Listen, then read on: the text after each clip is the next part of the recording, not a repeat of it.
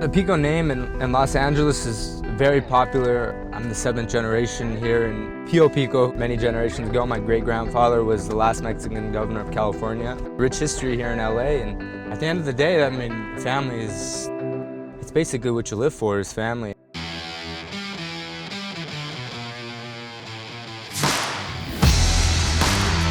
For me, one of the best people to hang out with is my brother. I get to hang out with him all day. I have the best job in the world. Hang out with this dude, oversee his training. It's pretty special what we have. I trust my brother so much. He's gonna tell me, hey, you didn't look very good today. I mean, this is what you need to work on.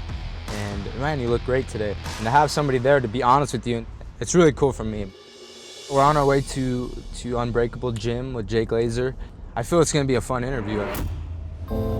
Being consistent, having a routine. My dad, my mom, everybody in my family, my grandpa, a great team behind me. It makes it that much easier to take on these tough guys that I have to fight. And we're ready to take on anybody in the world. My whole goal, honestly, is to be the champion for a long time. Becoming a champion is one thing, but staying a champion is another.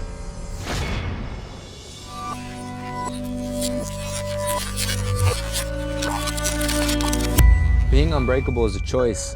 I know what my choice is. Oh, the prodigy is here. How's it going, Jay? What's going on, brother? How's everything? How you doing? Hey, Aaron Pico, everybody. Aaron Pico, give a little love. Hey, hey. There we go. You and I, we're going to do the hard stuff first, which is talking. And then we're going to train. That's the easy part, just a little bit, and we'll get some recovery with you. Good? Sounds like a plan Good. to me. I like it, buddy. Let's do it. No shoes on the mat, Pico. You know that. Oh, yeah, of course.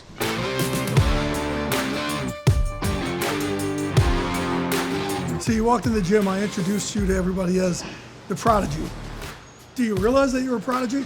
You know, one thing someone's always told me is don't apologize for winning. I like that, man. It's like, hey, it ain't bragging if it's true. I used to get really, really uncomfortable talking about what I won, and a good strength coach of mine told me, don't apologize for winning. Right. You know, you can't apologize. So once he said that, I feel comfortable saying that. Well, there's a reason why you're called the prodigy. Can you rip through your accolades for me here, starting earliest to now? In boxing was the Junior Golden Gloves, National champ? national champion, How old were you? 11 years old. Okay, keep going. I won a European Championships for pancration. How old were you there? 13, I won a world championship in wrestling. Okay, how old were you there? 16. You know what I was doing when I was 16? I was running for the police getting arrested in the Jersey Shore. I wasn't doing all this stuff. Man, you're different. You're different. There's a lot of champions out there.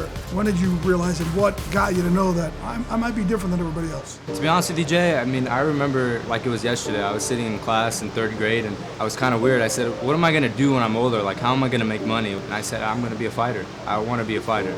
I stuck to it and here I am today. Do you remember the first time you got punched in the face? I do. I was sparring at La Habra Boxing Club. How old were you? I was 10, actually. 10 years old? Yeah, I was 10. Okay. And I You realize that's not normal, right?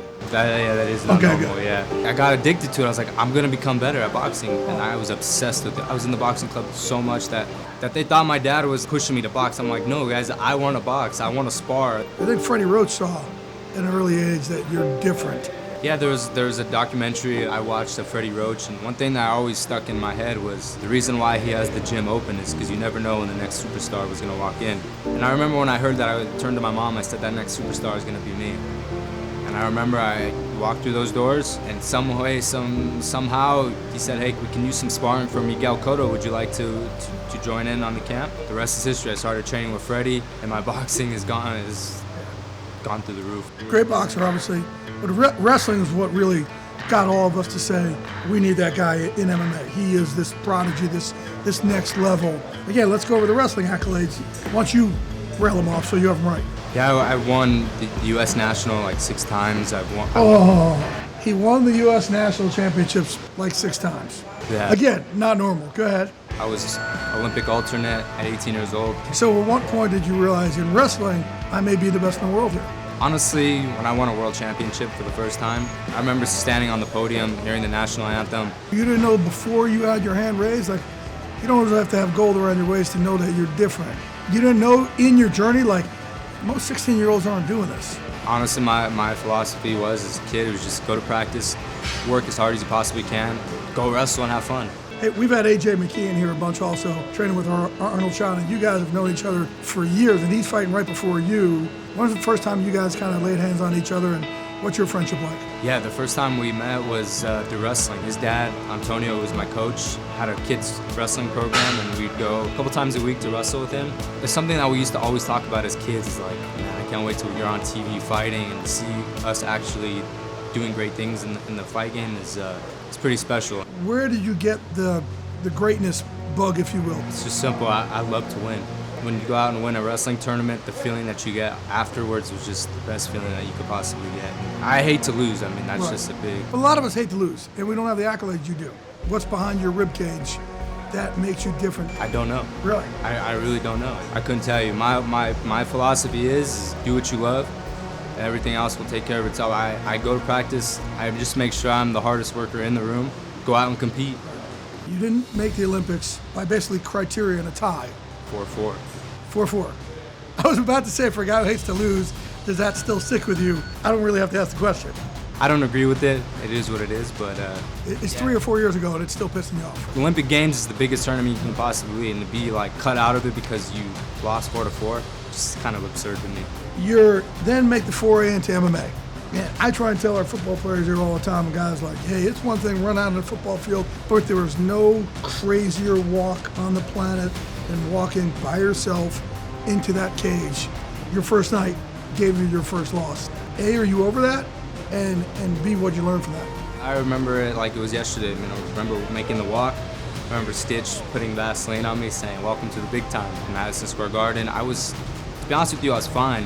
You know, you get hit with that uppercut, the lights are going. I mean, it's a whole different ball game. But what I learned from it is just be patient, take your time. Right. I have 15 minutes. I'm so used to wrestling and just getting the guy tired, going crazy, but I need to just take my time, use my skills, stay relaxed. My last 3 fights, that's what I've done, Right. and it's been first round knockouts. Our gym here is called Unbreakable because everybody in here, we try and push their breaking point and you could use your unbreakable mentality outside these doors as well.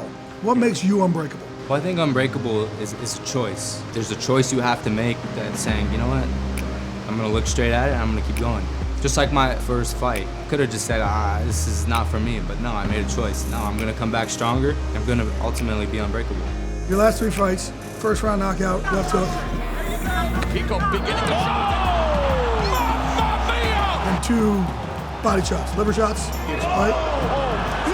Body shot. It is all over. Is that the favorite thing for you to finish somebody with? Yeah, it seems to be. It seems to be. And another knockout for Aaron Pico. I think one of the other great things about your style is you are well-rounded. So high-level wrestler, high-level boxer, already done MMA and pancration. One of the rare few who ever starts at a high level in all of it. Yeah, the way that MMA is evolving is it's just so crazy. I mean, when I'm 35 years old, there's a kid right now training to take my head off. So like there's a kid training like how I was training. So the way that MMA is evolving, there's no way you can just be a wrestler nowadays. But that's what makes fighting so beautiful. Did you just tell me you're still going to be doing this at 35 years of age? I hope so. What I mean, I finally found something that's wrong with you. There it is right there. Yeah, you're nuts. I hope so. I've thought about it like, man, that's gonna be a crazy day. I've done this since I was 3.5. I mean, I couldn't even tie my shoes when I first went into wrestling practice. So I hope I can fight as long as I can and get out when the right time is and live my life. Well, it's not today, brother, because you and I are going to train a little bit. Let's go be unbreakable. Let's do it.